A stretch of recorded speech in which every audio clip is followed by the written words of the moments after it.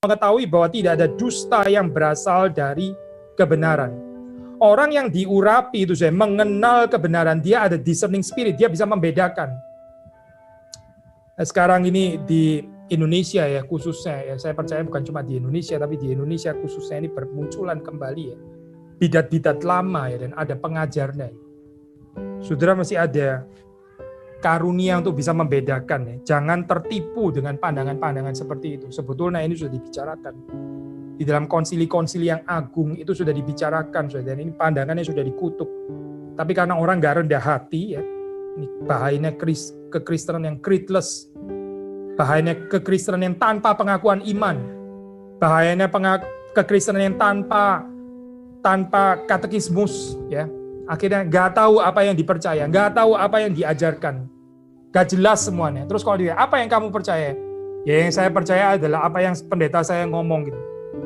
Jadi, saudara pokoknya terima begitu saja apa yang pendeta ngomong, ya itu adalah kepercayaan saudara. Gitu.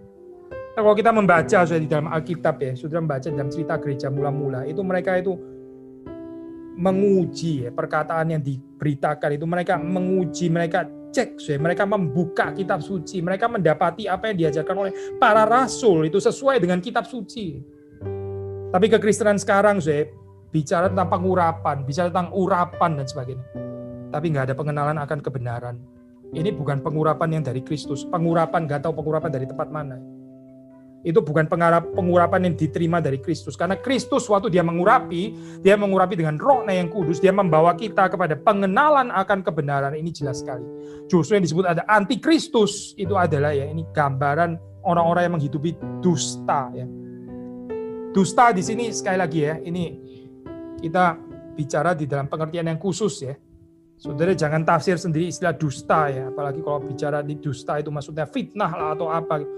Ini nggak bicara tentang fitnah, mungkin bukan bicara, apalagi bicara tentang hoax lah dan sebagainya, bukan ke sana Tapi dusta ini maksudnya apa ya? Memberitakan Kristus yang berbeda. Itu dusta. Kalimatnya pakai kalimat Yesus ya, kalimatnya pakai kalimat Kristus ya, seperti kayak mengajarkan hal yang sama. Tapi ternyata Kristus yang diperkenalkan itu Kristus yang sama sekali berbeda dengan yang diajarkan oleh kitab suci. Nah, saudara membaca dalam ayat ke-22 ini jelas siapa pendusta itu. Bukankah dia yang menyangkal bahwa Yesus adalah Kristus? Yesus dipisahkan dengan Kristus. Padahal Yesus itu dialah Sang Mesias. Dialah Mesias yang menderita dan mati itu. Dan ini yang kita ingat, ini yang kita renungkan ya. Ini yang kita rayakan bahkan waktu kita perjamuan kudus. Kita bicara tentang Mesias yang ditikam, ya, lalu mati di atas kayu salib dan bangkit pada hari yang ketiga.